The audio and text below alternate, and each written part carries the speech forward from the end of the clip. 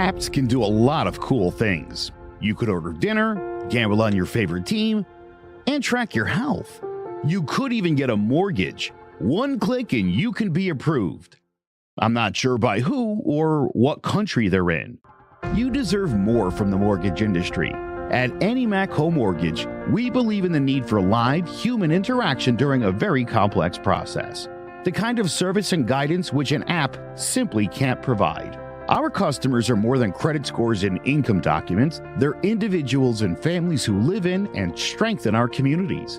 Their story is our story, and that story begins in a home. Chris Sawyer is an expert on providing superior customer service and in meeting the mortgage needs of current and future homebuyers. With over 18 years of experience in the industry, Chris is able to help customers migrate through the home buying and home financing process by using his wealth of knowledge as a well-qualified mortgage professional. And best of all, Chris is located in Cromwell, Connecticut, where he has helped hundreds of clients in Connecticut, Massachusetts, and Rhode Island make their dreams of homeownership a reality.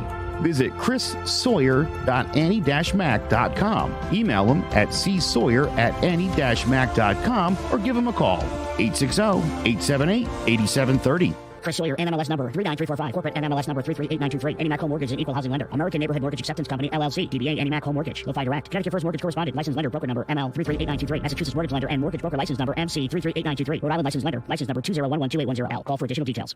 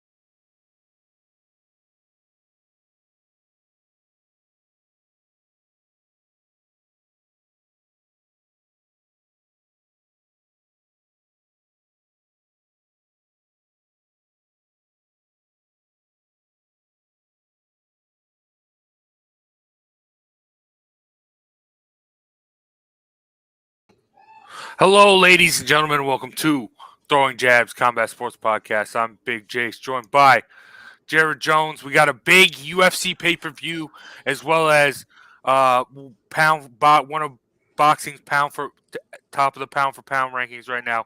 Terrence Crawford returning to the ring. But we got some stuff to recap first, and we also got a fun Who You Got. That should be fun as well. But starting off with another fighter that's vying for boxing's top pound-for-pound spot. Tyson Fury dominates Derek Chisora, 10th round finish, their trilogy fight. I talked about this last week during my little solo performance last week. The thing why Fury and why when we talk about Crawford, the reason why they're at the top of the pound-for-pound, why they're so much better than everyone, I know that there's these great fights you want to make. Like we want to see Fury versus Usyk. We want to see Crawford versus Spence. But even if they can't make those fights, they're not getting the ring rust. They're just taking on whoever they can. And Chisora, I'm sorry, you're Tyson Fury's bum of the month. But Jared, what did you think of this fight? I don't see why we needed it. I don't know what we needed it for. I think everything happened as we expected it to, and it seemed like a waste of a perfectly good fight. You know, this is the type of thing that you turn around at the end and go, what did you do? You know, who did you fight? You can't plug anybody else in there, Tyson Fury. I'd rather see one of these Otto Whalen type undefeated from Czech or Sweden or wherever. Go find somebody undefeated heavyweight. Go give a Rocky Balboa a shot, because we didn't need this. We didn't need it. Yeah, I mean, you could argue we didn't need it in the late 2010s when we originally got it, but we didn't need any of the three of them. We knew. I mean, the first one fine, but yeah, And all you can say from this, I hope that this will set up for the Fury Usyk fight, or even Fury Joshua. Give me something like. There's some fights to be had here, and Derek Chisora, you just aren't one of them, brother. Yeah. But yeah. All right, but let's move on to another fight. Let's recap a way more entertaining, way more fun fight of the night performance. Stephen Wonderboy Thompson seemingly turns back the clock. Great fight with Kevin Holland. Having to get stopped after the fourth round due to a hand injury. But, oh, my goodness. Fantastic fight. Wonderboy Thompson, I said it last week. I thought Kevin Holland, he looked great at welterweight. I thought he was going to come in or revitalize this division, be a little bit of a new blood in this division. But nah, Stephen Wonderboy Thompson, that enigma is just too hard to crack, that karate style. And, I mean, that's why he is like the gatekeeper. That's why you have to beat Wonderboy to get a shot at the title in the welterweight division, because he's just so crazy. Jared, your thoughts on this? Thompson is still competing at the top at the top level. He's still at an elite level. Gatekeeper may be a little harsh for this guy when you put him. You can't put him in the same bracket with Chisora. That said, I hope you guys got my parlay in with Deladze and Wonderboy, because your boy got paid last weekend with those two stacked. Thompson on plus money against Holland, that was crazy. Anyways, yeah, dominant performance. Kid looked good. Where do we go from here from Holland? Do we need more from this guy? That may be more of your gatekeeper at this point. I think he still can. I mean, Wonderboy is so different than anyone else. I think he still can get a little run here at welterweight. But yeah, Wonderboy, I thought he was down and out. Like last week, I threw him and Cowboy Cerrone kind of in the same sentence, and I feel bad for that, especially after this performance. I feel really, really bad. I feel like I'm disrespecting the man. But you talk about where Kevin Holland can go. I mean, granted, you didn't expect anything crazy. Like I was talking, like maybe he could come in, get a couple main events. He got main events at middleweight. We were all scratching our head during that.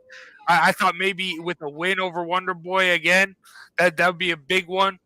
But where does Wonderboy go from this? Because, I mean, can you get back into the title against, Leon Edwards maybe? But do you think he can rattle off a couple here, maybe get another crack at the belt? I think Edwards is beatable. Usman showed he's beatable.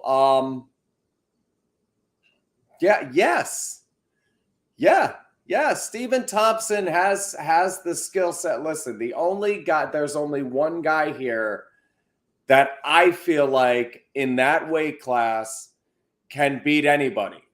Everybody else you have kind of, and this is going to shock you, but everybody else you have kind of a styles make fights kind of guy. You know, Covington is more of the wrestler. If you can get past that part, you can beat him. But Bilal Muhammad, watch out for this guy. I really feel like that's the best guy there when I look at those names. That's the most well-rounded, just going to get in and bang. He can beat any of those other guys. Whereas Thompson, I believe he can beat Edwards. But how does he look against Covington? You know what I'm saying? Styles make fights. So Thompson, yes, he can be competitive with most of those guys, some of those guys at the top of the division. And the only guy that I look at as a little bit above each guy, I'd pick in each fight, Bilal Muhammad. Otherwise, you've got a lot of rock, paper, scissors going on there in welterweight division of the UFC. See, I agree with you. There is a lot of like rock, paper, scissors, but I don't have Bilal Muhammad, and I know like his last fight, he obviously missed weight, but I think Khamzat, if he can figure that out, I know that's a pretty big if, But I mean, we saw Khabib early in his career struggle with weight issues. So hopefully he can get that right because I think he can tear. He'll be the king of this welterweight division for Chimaev is a problem. Yes. He's a problem. I feel like the good wrestlers, though, Usman, Covington, Muhammad, you're gonna give him some trouble. Yeah. We'll see. But or even like, honestly though, I know that we're kind of getting off topic here, but it just popped in my head. Chimaev, now that he's missed weight, I think the path for him to get the belt would be easier at middleweight than it would be at welterweight stylistically, because you don't have that many wrestlers, a lot of strikers. You can just really manhandle them, take them to the ground. I mean, we talked about how Marvin Vettori held that one win over Adesanya and all that stuff just for – he wasn't a great wrestler. I talked about this when they fought for the belt. Like, he can take you down. He doesn't inflict damage. Chimaev inflicts damage, and he can submit you and finish it from the ground. So I think, honestly, if I'm Chimaev, I move up there, possibly then move down, get 2 belts, or the path to the championship easier middleweight for him. But Dariush and Makhachev can wrestle a bit. Yeah. Yeah. But all right. Let's okay, that's gonna do it for recap fights. That was a fun one. That's gonna be in a couple weeks when we start talking about fight of the year. I think we've had a couple good ones that are gonna be that one's at least gonna be an honorable mention in a couple weeks. Oh yeah, great fight. But all right, let's get into the who you got. Something fun here. A fighters list to Santa. It's Christmas time. It's the holiday season with Christmas right around the corner. Let's get into some Christmas cheer into the fight game. If a fighter had to ask Santa for one thing to add to their fight game for Christmas, what would they ask for? And the example I gave was Rose Namajunas should ask Santa to remove Pat Barry from her corner for this Christmas. Jared, what you got on your fighter's wish list? So I am I've got under the tree for Katie Taylor some pop, and I don't mean soda. We've got power for Katie Taylor. We've got a knockout punch in Katie Taylor's repertoire. So some pop. I love that. A foot. There's a foot under the tree for Alexander Usyk. Santa brought a foot for Usyk. And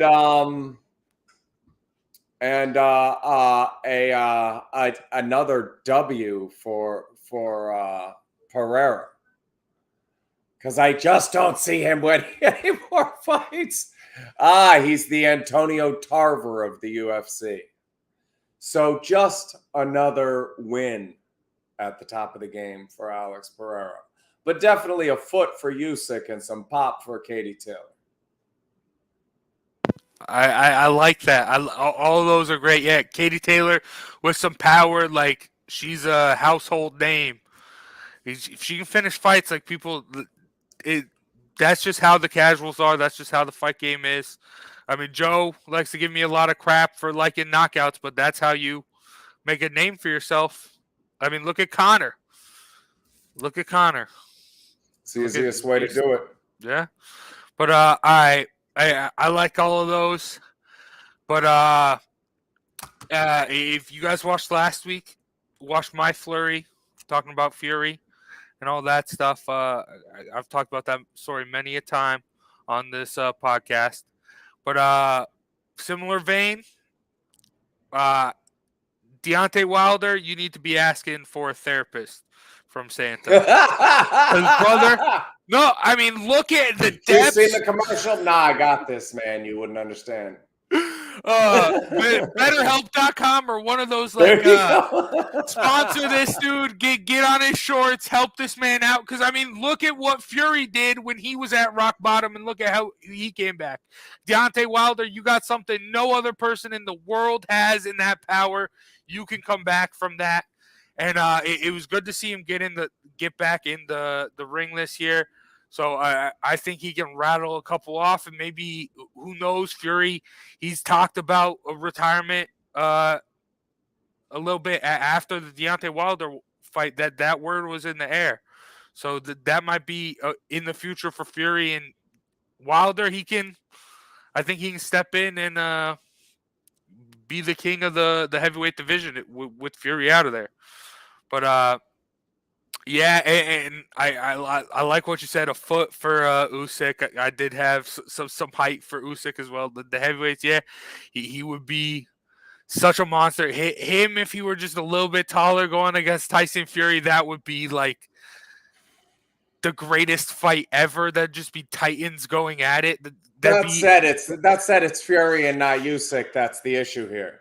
Yeah, I saw a comparative analysis of the size of Alexander Usyk versus old heavyweights. Like, remember how big Foreman looks and all of those? They're about the same size. Yeah. Ali was smaller. Like, this is a big guy. It's just that Tyson Fury is a bear. Yeah, he's part bear. So yeah. And last one for me for Santa's wish list. Give Tyson, no, my bad. Terrence Crawford. Give him like just a late night appearance. I think once you get him in the public eye, he wins over a couple more fans. People start to know who he is. And I think, bro, like we talk about it all the whole time. Nebraska, like having that background, that American, like Midwest vibe. Like America needs to see that to learn who this guy is. And I think just giving him a late night appearance, put him on Jimmy Kimmel, Jimmy Fallon, one of those guys, and I think give people just a little glimpse into his personality, and I think he can win some people over and grow into something that he could do something that Bob Arum couldn't do for him, and promote him. So I don't know, but boy, I don't know. I say that, but I don't think you're going to be winning a lot of fans over on what is it? BK. I don't know what FC, this is streaming. Yeah, whatever. How is it streaming this Crawford fight, which we'll get into here in a little bit?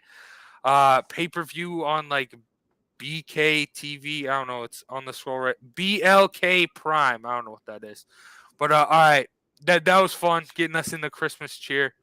All right, we're going to take a break, hear a word from one of our sponsors, and we'll get back and preview the fights and talk about Terrence Bud Crawford a little bit more. So stay tuned right after this. My name is Roseanne BC, and I'm a certified health coach with the company called Optavia. I'm a coach because I love helping people transform their health and their lives. There's a couple different plans.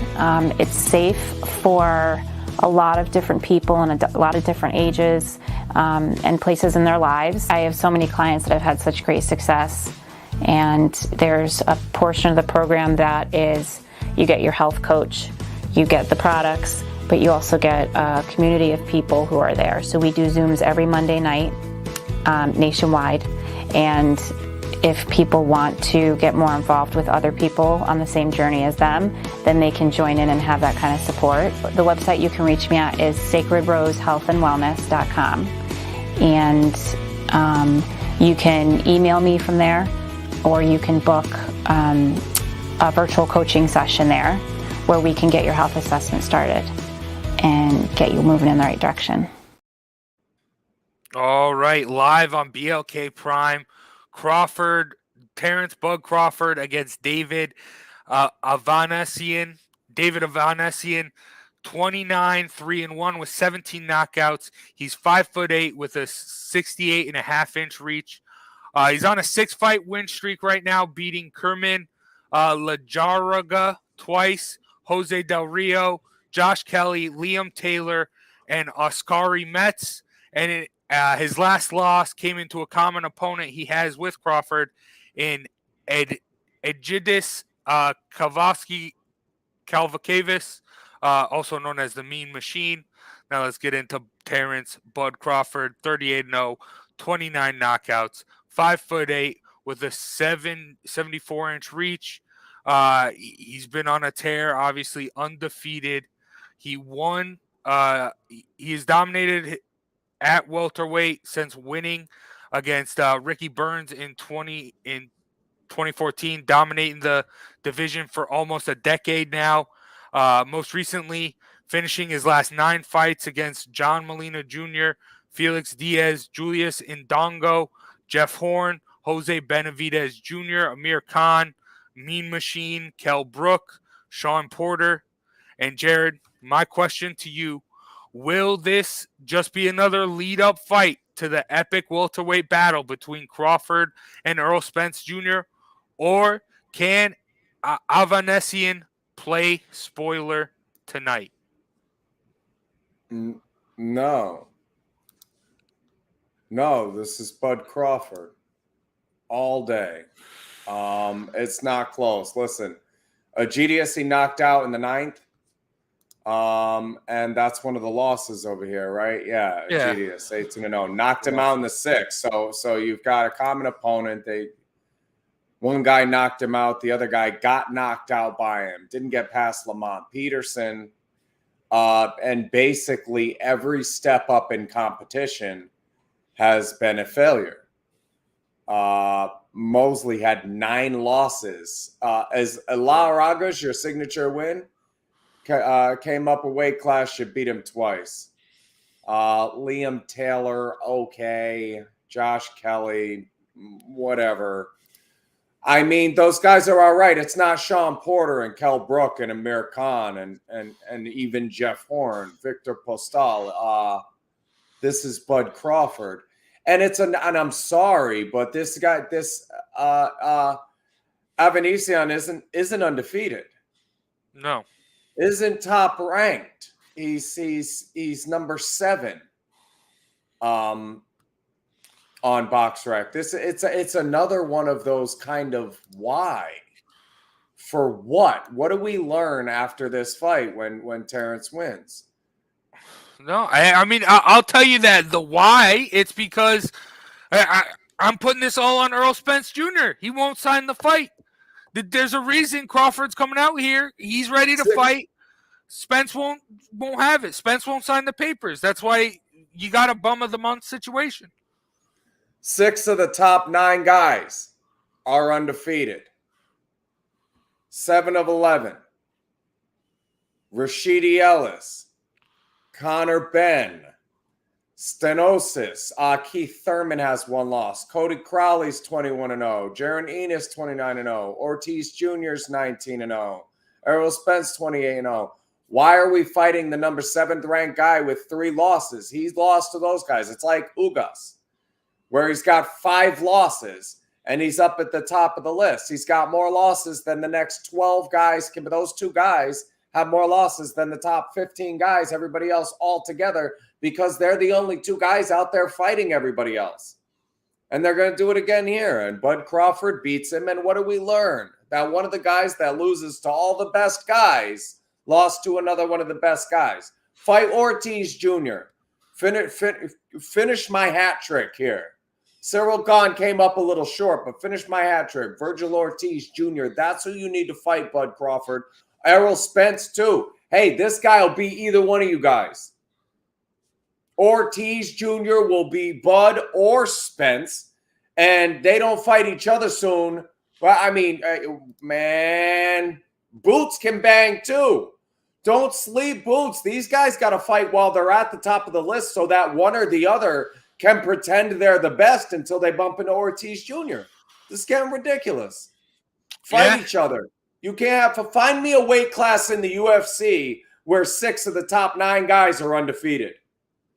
No. In any MMA promotion. No. You can't find one, and you get that in every weight class in boxing. It's frustrating. You guys need to fight each other. Come on, bud. We're not learning anything from this. I know Joe's a Bud Crawford fan, and I wish he was here to defend his boy because we don't need this. We don't need this one. For what? You stopped the guy in 6 that stopped him. You stopped the guy in 9 that stopped him in 6. Yeah. And Ortiz Jr. just mopped the floor with that guy. I don't know if you saw that, but Egidius came in and got his butt kicked by Ortiz Jr. It was never close. We thought he was going to be the pressure fighter. Not. Ortiz Jr. walks through all of these guys. I talked smack about Bob Arum and promoting Bud Crawford, but this being on BLK Prime or whatever, this doing its own thing, that makes me even more skeptical. Like, with who is Bud's who are his handlers now? Because like, if this is what you're making, are you just making your own promotion? Are you just pulling like a Jake Paul, Logan Paul type thing? So while I was a big Bud supporter, I need to see that fight versus Spence. That needs to happen eventually. But yeah, this I'm with you. This is putting him back a little bit. And granted, unless he just comes out here and mops the floor with him. But that's the problem. That's the issue, is he has to. Yeah. He has to. This is a 5th round knockout. People are like, you've got to go 2-3 rounds. You got to Beterbiev this guy and get him in and out of there. And even that will be kind of what we expected. This fight shouldn't be happening. It's just dangerous. It's the Ruiz effect. Ruiz, yeah. When Anthony Joshua was at the top of his game, and well, I'll fight this guy. While we're waiting, I'll get knocked out by somebody that wasn't supposed to beat me, and it'll upset the whole flow of the heavyweight division. And that's where we are. This is silliness. Yeah, but all right. Like it, bud. No, I don't like it either. But let's get into the real fight of the night, the real big one, UFC 282, Blachowicz versus Ankalaev. Before we get into the tail of the tape, before I break it down, we have to ask ourselves, how did we get here? Yuri Prochazka won, obviously, the light heavyweight championship from Glover Teixeira. But in training for a rematch with Glover Teixeira, he completely destroyed his shoulder. Dana White said it was like one of the worst injuries he's ever seen. So that he obviously had to withdraw and vacate the light heavyweight title. And this all happened in late November around Thanksgiving. And Glover Teixeira turned down offer for the vacant title against both Ankalaev and Blachowicz. He basically got to pick his opponent. He turned it down due to the difference in styles between those opponents and Prochazka. Now, with all that being said, that's how we got here. Jan Blachowicz versus Magomed Ankalaev fighting for the UFC's light heavyweight championship. Let's break it down. Starting off with the number 3 ranked Jan Blachowicz. 29-9 with 9 knockouts and 9 submissions. He's 6'2" with a 78-inch reach. After getting finished by Thiago Santos in February 2019, Blachowicz won 3 in a row with a second-round knockout of Luke Rockhold, a split decision of Jacare Souza, and a first-round KO of Corey Anderson, which then got Blachowicz a title shot as he and Dominic Reyes faced off for the vacant title. And Blachowicz finished Reyes in the second round to win the belt. And in his first title defense came the super fight with then middleweight champion Israel Adesanya, where Blachowicz used his size advantage to wear down Adesanya and dominate to take a unanimous decision. Blachowicz then took on veteran Glover Teixeira and dominated the first round on the feet. But then Teixeira took the fight to the ground in the second, where he then eventually got the submission to win the UFC light heavyweight title. Then Blachowicz got back in the win column in May with a TKO over Alexander Rakic due to a knee injury. And now he is fighting to once again be light heavyweight champion. Now let's talk about Magomed Ankalaev, number 4 ranked light heavyweight, 18-1 with 10 knockouts. He's 6'3" with a 75-inch reach. After getting submitted in his UFC debut to Paul Craig in 2018, Ankalaev has won 9 in a row with 5 knockouts, most recently unanimous decisions over Nikita Krylov and Volkan Ozdemir in 2021, and a unanimous decision over Thiago Santos in March, and a second-round TKO of Anthony Smith in July. Now, Jared, can Blachowicz embark on his second reign as UFC light heavyweight champion, or will Ankalaev be the new face of the division? Oh, man, this is a tough one. Yes, sir. Oh, I mean,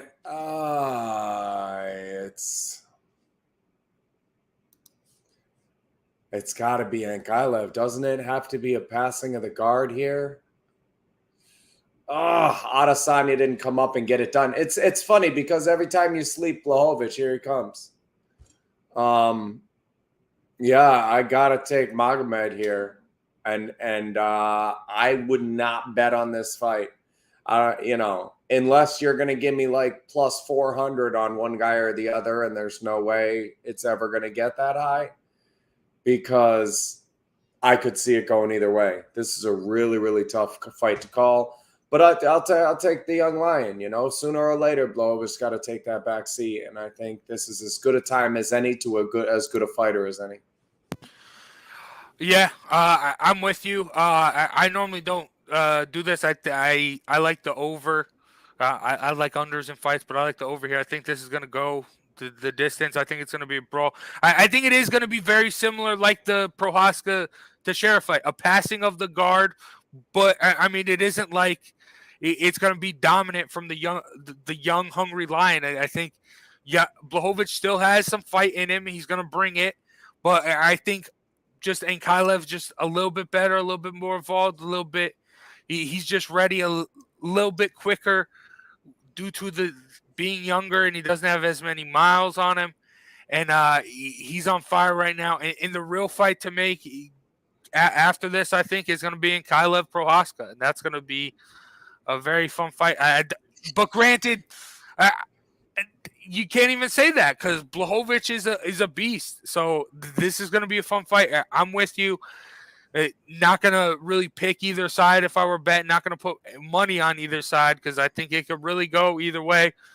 That's why I'm going to say if I were to bet on this, I would go the over because I think this is going to go to the distance. But I'm going to go with you. I'm going to go the young, hungry lion. I'm going to go Ankalaev to get it done. And what do you think of Glover Teixeira being all like, no, I don't want to. I don't want that fight. I don't want to go for the belt again because of Prochazka. He was training for Prochazka. Is that? Do you see any wrong in that, or do you respect that decision, Jared? I really respect that decision. I think it makes sense. It's one of those business moves that's nobody's going to like. Mickey Ward, James Braddock, all the way back, you have Jack Dempsey. You have stories of guys taking fights, Willie Pep, guys taking fights that make no sense based on their financial situation or their relationships closest to them, and not making sound business decisions because it's a fight.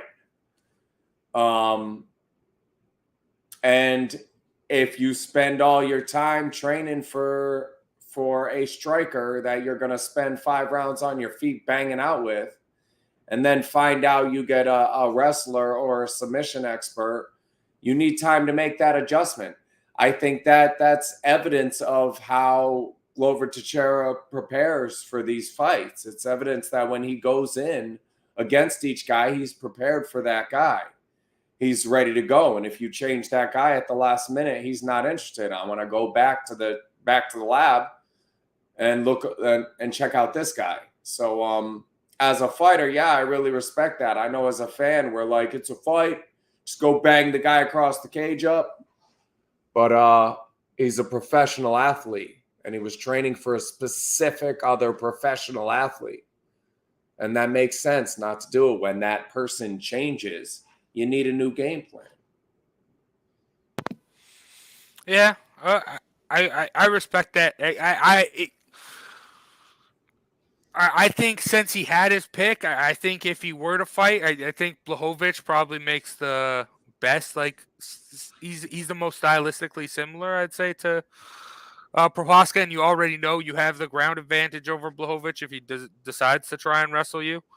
So if Glover were to take a fight, I think that would probably have been the best bet. But yeah, I mean, we do a lot of like the casuals and like it appeals like with me. I talk about knockouts and that stuff. You want the guys to be like the Warriors, come in, any whoever, whenever, wherever.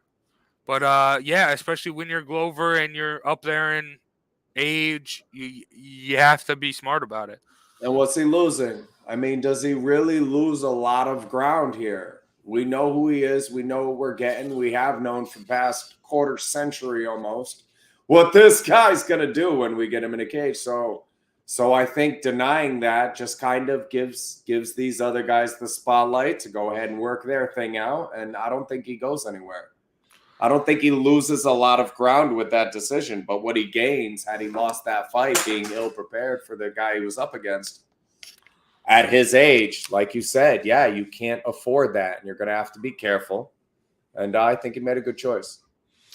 Yeah, I will say, though, knowing the UFC and knowing Dana White, I feel like he could end up getting washed out, Glover, somehow, just getting washed out of the title. You're losing. Like, I honestly don't see his next fight being a championship fight. I think something's going to happen. Dana White's going to throw him down. If he fights again, unless before retiring, it's going to be a main event to put him in line for a championship. I think Dana White's also holds grudges, and I think he doesn't like it when fighters don't take a fight and turn down fights. And I think Dana White's going to make him pay, which sucks, and it's not fair, but that's just how it's going to be. Besides Jamal Hill, I think that we have to say that there's it's the old guard and the new guard with Blachowicz and Teixeira, and then Ankalaev and Prohaska. That those are young old. That's what we really want here as fans. In my opinion, what we really want is Prohaska, Ankalaev. Yeah, and I think that's another fight if done here. Yeah, I think Prohaska's next. With Teixeira not taking this fight, he's at least like second in line at most, at best, for the next title shot. And who knows when that's going to be? That could be 2 years from now. Mm-hmm. And he's not getting any younger. So we might have seen the last of Glover Teixeira, to be completely honest with you. I don't buy that. I think he's got one or two more in him. I don't know. But all right. So many fights to talk about. We can't talk about them all, so that's why we give you the Fight of the Night segment. I'm going to start us off. I mean, really, you could pick any card, any fight from the main card here for the UFC, and even some great boxing fights. Teofimo Lopez getting in the ring tonight. Sandor's got a shot there, by the way. Yeah?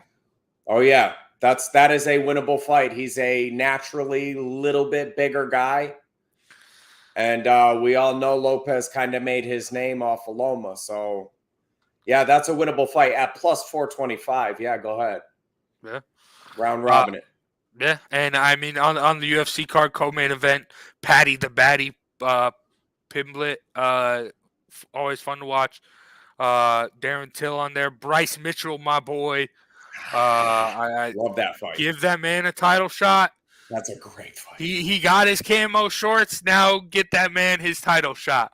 But my fight of the night, I'm going in the boxing ring.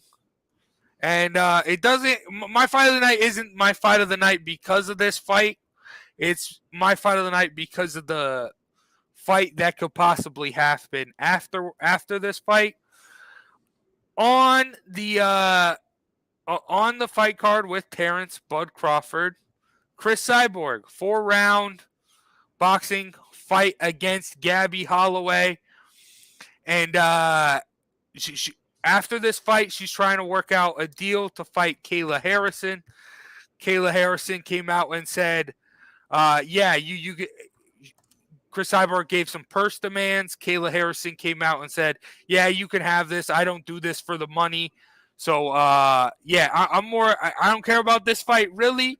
I just care about what's going to happen afterwards. Kayla Harrison versus Chris Cyborg, that just like the thought of that. I know Chris Cyborg ain't the Chris Cyborg of old, but that's a fun fight to think about. Oh, yeah. It's fun. Yeah, I think Kayla smashes her. Yeah. But, it's fun. Yeah. Sure. And yeah, that can set up possibly Kayla Harrison coming over to the UFC, taking on Amanda Nunes, maybe. She's just too big. Yeah. Yeah. They need a weight class. If they're gonna bring her over, they're gonna have to get a 145, 155 pound weight class. Because she can't come down that far, and I don't see anybody coming up that far. It doesn't make sense. These are, Well, Nunes still does have the 45 belt. Yeah, I mean, okay, maybe. And she lives a lot bigger than she fights too. She makes a significant cut, so maybe. But still, you're talking about one girl that could even be competitive in the whole UFC roster. We need another weight class if we're going to do that. Because otherwise, you've just got that one fight and it's over. You know what? Do what you did in the beginning with the females to begin with the Ultimate Fighter. Do that. Give me a 155, best 155 females on the planet. Give me 16 of them. Put them in a house together. Let them all fight. Winner gets a shot at Kayla and UFC belt. Yeah, I think you can make this work. I think like someone like Holly Holm, I think not as bad of a weight cut. I think she might do well. Someone like Megan Anderson, as tall as she is, having to cut as far down, I think that might be hard. She's had some harsh cuts in the past. I think Tate would probably take it just to take it. Yeah, so it's rough, but you don't want another Chris Cyborg situation where you create this weight class for this person that they're supposed to dominate it and be the real like shining star, and then you have an Amanda Nunes come in and throw the person you strap the rocket to the side. Why not? Yeah. but what's the 145 pound weight class now because of that though? Like look at it. You forgot it even existed, Jared, when we started talking about this. Yeah, man. And you like Kayla to come down to 145? I just want to see her in the UFC. That's all. Because she can sell. I think she would be a star in the UFC. I understand that there's a lot of logistics and a lot of problems, especially with weight. But I just want to see it happen, brother. That's all I want. I just want something to happen. Too big. I just think she's too big. You need another weight class. Yeah. And I mean that. All right. All right, Jared, what's your fight of the night? I love that Bryce Mitchell fight. Yes, sir. Love that. That is going to be a banger. My fight of the night is actually the females, Ebony Bridges and Shannon O'Connell. I like O'Connell for the upset. I think Bridges is favored kind of because of what she looks like. Am I allowed to say that? What year is it? Yeah, I said it. She's I think her fans only page tokens have gotten a little bit to her head. The as I like to call it, the Sage Northcutt effect. Yes, the Sage Northcutt effect. Okay, this other girl can bang though. This Shannon O'Connor, and not only that, my fight of the night, because Bridges I've seen in some of her wins take real whoopings, you know. So this is going to be knockdown, drag out. I like the upset. Bridges loses her first fight. All right, that's the fight of the night, Jared. How you gonna make us money with the puncher's chance? A lot of upsets going on here. You see that one at the bottom, Ebony Bridges. I just talked about Shannon O'Connell coming through, winning that fight. More experience, more depth on her roster, fought better opposition. And listen, 3 straight upsets in the UFC because they're better fighters. Jaquin Buckley, he's showy. He's highlight reels. He lands stuff, but Chris Curtis is just plain better. Rosenstruck, showy, highlights. Yeah, Dawkins is just plain better. Topuria, highlights. Mitchell is just plain better. Get this plus money. Round robin it 2s to 4s. So any 2 of those will break even, and all 4 of them get you paid big money. All right. I like it. Chris Curtis, like, he's a name not that many people know, but he's been around. Like, he's got some miles on him. He's a veteran he was on the not the Ultimate Fighter. What is Dana White's Tuesday Night Contenders series? Like, he's been around, and he trains with some top flight guys as well. So I like that one. Well, when you look at the line and look at the names, though. Look at the line and look at the names. Plus 145. Buckley, people remember that knockout. You know? Yeah, I feel like it's highlight reel stuff that you go Buckley or Chris Curtis. Who's Chris Curtis? And that the betting has gone the other way in all of these based on your highlight reel being better and not you necessarily being a better fighter. Yeah. Yeah. So, I don't know about Dawkins, though. I don't know. But and obviously I like Bryce Mitchell, my boy. I think that's a boring fight, Dawkins Rosenstruck. Very boring. And Dawkins wins going away. Okay. All right. But all right, that's gonna do it for us today. For fun fights. I'm excited for this pay-per-view. Can't wait for next week to talk about it. Going to be even more fun. Wait to see what happens and see the new landscape of the light heavyweight division. But that's going to do it for myself, Big Jace. Jared Jones. Thank you to Clovercrest Media for sponsoring today's episode. Make sure you go to clovercrestmedia.com to check out a bunch of more information about this podcast and a bunch of awesome podcasts as well. And big shout out to all of our sponsors today, Annie Mac Home Mortgage and Optivia. Thank you guys for sponsoring it. And we'll Joe. see. Yes, and Joe. Big Joe. Get well, brother. We'll see you next week. We missed you. Yes, sir. We hope to have you back soon. Thank you guys for watching. Thank you guys for listening. We'll check you out next week for more Throwing Jabs. Peace out. Hello, my name is Joe Aguirre. I'm the president of Clovercrest Media Group. And here at CMG, we have a wide variety of podcasts, including sports shows like Keys to the City, The Roll Call, Throwing Jabs, All Four Downs, and Jawing About the G-Men. And great true crime shows like Sticky Meat, Crimes and Consequences, Ivy League Murders, and Bird, the unsolved murder of David Eichmann. You can find all these podcasts and so much more by visiting clovercrestmedia.com.